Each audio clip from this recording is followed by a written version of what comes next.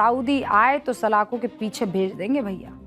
Saudi अरब के पाकिस्तानी दूतावास ने एडवाइजरी जारी की है, खबरदार अगर पाकिस्तानी भिखारी सऊदी अरब आए तो फिर जेल में डाल दिए जाएंगे या पाकिस्तान भिजवाए जाएंगे।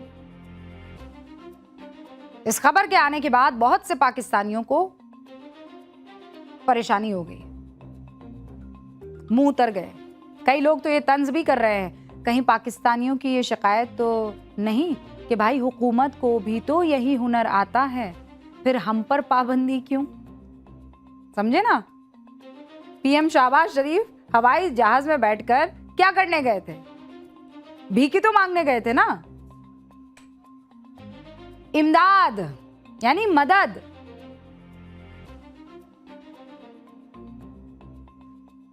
पीएम शहबाज शरीफ हवाई जहाज में बैठकर मांगने जाए तो इमदाद और हम जाए तो भीख, ये भिखारी कह रहे हैं।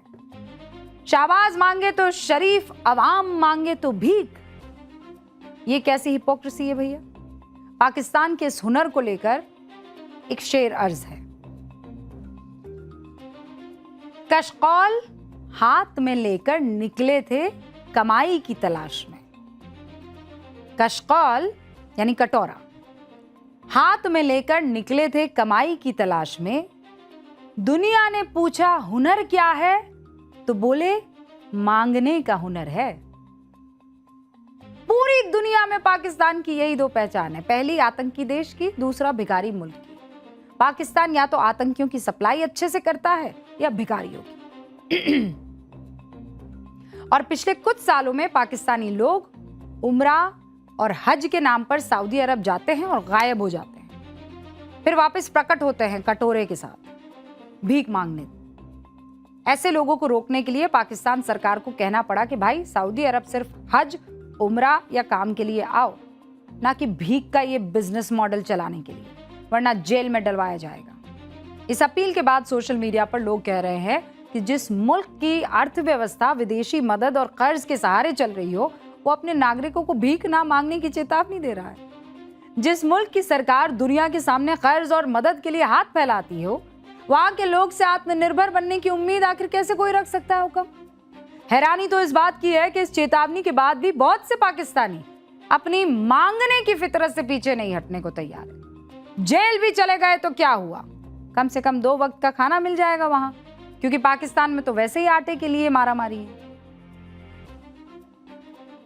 पाकिस्तान की भीख मांगने वाली खबर को सुनकर आपको हंसी आ रही होगी, लेकिन इस हरकत की वजह से सऊदी अरब और दूसरे खाड़ी के मुल्क, उनकी हंसी गायब हो गई। ये प्रॉब्लम इतनी विकराल हो चुकी है कि पाकिस्तान का नाम सुनकर ही इन देशों की रूह कांप रही है। हज और उम्रा वीजा पर जाकर भीख मांगने और अवैध रूप से रुकने के मामले में पाकिस्तान की फेडरल इन्वेस्टिगेशन एजेंसी FIA और संसदीय रिपोर्ट के आंकड़े कुछ सामने आए। पता है क्या कहते हैं? पाकिस्तान से हर साल उम्रा और हज के लिए औसतन 5 लाख से ज्यादा लोग सऊदी अरब जाते हैं। साल 2025 में पाकिस्तान के एयरपोर्ट से 66,000 से ज्यादा संदिग्ध यात्रियों को विमान से उतारा गया। इनमें करीब 51,000 लोग फर्जी दस्तावेज, वर्क या उम्रा वीजा की आड़ में भीख मांगने के शक में रोक लिए गए। सऊदी अरब ने भीख मांगने और वीजा नियमों के उल्लंघन के आरोपों में 24,000 से ज्यादा पाकिस्तानी नागरिकों को डिपोर्ट करके वापस पाकिस्तान भेज दिया है। पिछले साल 2025 में खाड़ी देशों से करीब 52,000 पाकिस्तानियों को भीख मांगने की वजह से वापस पाकिस्तान भेजा गया। सऊदी अरब की जेल में और जेलों में अलग अलग 12,000 पाकिस्तानी कैदी बंद हैं भीख मांगने की वजह से, दूसरे गैर कानूनी हरकतों की वजह से।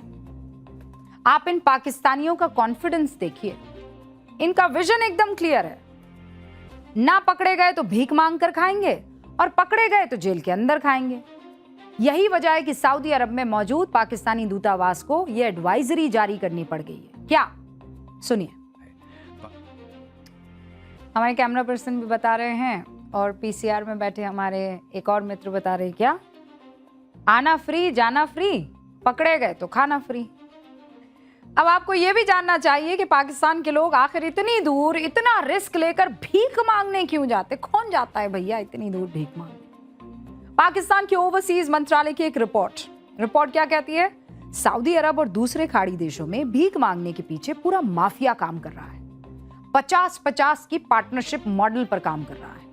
मक्का और मदीना की मस्जिदों या भीड़भाड़ वाले धार्मिक जगहों के आसपास एक भिखारी हर महीने करीब 2,500 से 3,000 सऊदी रियाल कमा लेता है। पाकिस्तानी रुपए में ये रकम कितनी हो गई? 2 लाख रुपए लगभग। रमजान और हज के सीजन में ज़कात और सदका अगर ज्यादा मिल जाए तो ये कमाई 3 लाख पाकिस्तानी रुपए से ज्यादा हो जाती है। अब आप ही बताइए, जब भीख के हुनर से पाकिस्तानियों की इतनी कमाई हो रही है तो कौन नाम कमाने के लिए मेहनत करेगा? अब आपको सऊदी अरब में पाकिस्तानियों की भीख मांगने का हुनर वाला एक वीडियो दिखाती हूँ। अब तक आपने पाकिस्तानी अवाम के हुनर को देखा, अब आपको वजीर आजम शहबाज शरीफ के कशकौल यानी कशकौल डिप्लोमेसी के बारे में भी समझना चाहिए। अक्सर मांगने के लिए सऊदी अरब और खाड़ी देशों में पाए जाते हैं। इसी साल अप्रैल 2026 में पाकिस्तान को सऊदी अरब से $3 अरब का नया पैकेज मिला। पिछले कर्ज करीब $5 अरब को चुकाने के लिए और समय भी मिल गया। इससे पहले जुलाई 2023 में महातंगी में फंसे पाकिस्तान को बचाने के लिए सऊदी अरब ने ही स्टेट बैंक ऑफ पाकिस्तान में $2 अरब जमा करवाए थे। फिर आया 2022 वाला आंकड़ा। शहबाज शरीफ की मन्नतों की वजह से सऊदी अरब से $8 अरब का राहत पैकेज मिला। हैरानी की बात यह है कि इतनी मदद मिलने के बाद भी पाकिस्तान के दिन ही बदल नहीं रहे। और कैसे बदलेंगे? नियति भिखारियों की है। 2 वजह।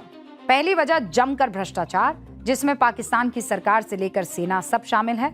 दूसरी वजह आतंकवाद, क्योंकि पाकिस्तान का एक बड़ा खर्चा आतंकियों को पालने पोसने में चला जाता है।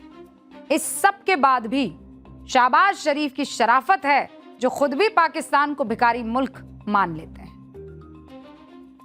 अब पाकिस्तान की इन्हीं हरकतों की वजह से पूरी दुनिया में पाकिस्तान की घनघोर बेइज्जती हो रही है।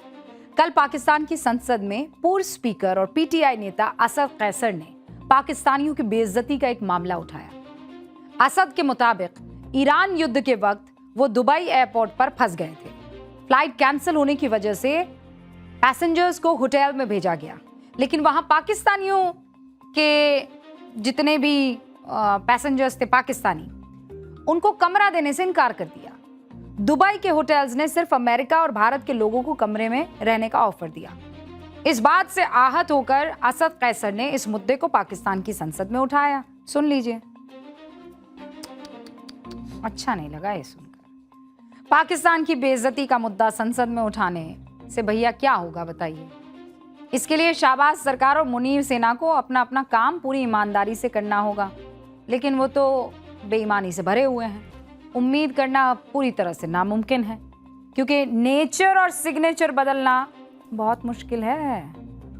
और अब आपका पसंदीदा सेगमेंट सोचा है कभी। कर्नाटक के हम्पी में मौजूद है 1000 साल पुराना मंदिर जो आज भी अपनी भव्यता और रहस्यों से हर किसी को हैरान करता है। ये है विरूपाक्ष मंदिर। भगवान शिव को समर्पित है। यूनेस्को की विश्व धरोहर सूची में शामिल एक अनमोल धरोहर है। इस मंदिर की कहानी शुरू होती है 7वीं शताब्दी से, जब ये बस एक छोटा सा पूजा स्थल हुआ करता था। लेकिन विजयनगर साम्राज्य के दौर में राजा कृष्णदेव राय के समय इसे एक भव्य और विशाल रूप दे दिया गया। सबसे हैरान करने वाली बात, इस मंदिर की हर नक्काशी गणित के सिद्धांतों पर आधारित है। दीवारों पर बनी डिजाइन फ्रैक्टल पैटर्न में है, यानी हर कोने पर खुद को दोहराते हैं। और यहाँ रोशनी का ऐसा जादू होता है कि मुख्य टावर की उल्टी परछाई दीवार पर पड़ती है, जैसे कोई प्राकृतिक कैमरा काम कर रहा हो। मंदिर के प्रवेश द्वार पर 50 मीटर ऊंचा भव्य टावर आपका स्वागत करता है। अंदर है रंगा मंडप, जहां 38 शानदार खंबे खड़े हैं, हर एक पर योद्धाओं और पौराणिक जीवों की खूबसूरत नक्काशी। लेकिन इस मंदिर की सबसे प्यारी बात है इससे जुड़ी प्रेम कहानी। कहते हैं देवी पार्वती ने यहीं हेमकुटा पहाड़ियों पर सालों तक कठोर तपस्या की और उनकी भक्ति से प्रसन्न होकर शिवजी ने खुद यहां आकर उनसे विवाह किया। आज भी मानते हैं कि जो जोड़े यहां विवाह करते हैं उन्हें शिव पार्वती का आशीर्वाद मिलता है। इसीलिए हर दिसंबर यहाँ उनके विवाह का भव्य उत्सव मनाया जाता है। तो दोस्तों, अगर आपको इतिहास, आस्था और अद्भुत वास्तुकला पसंद है तो हम्पी का ये विरूपाक्ष मंदिर आपकी बकेट लिस्ट में जरूर होना चाहिए। हाँ भाई, कभी कभी घंटी बजते ही मैडम नहीं छोड़ती है ना, कभी कभी आपको रुकना पड़ता है। एक्स्ट्रा क्लास तो ले नहीं रही मैं। फिलहाल मुझे इजाजत दीजिए, कल फिर आपसे मुलाकात होगी 8:50 पर। कहाँ? न्यूज़ की पाठशाला में।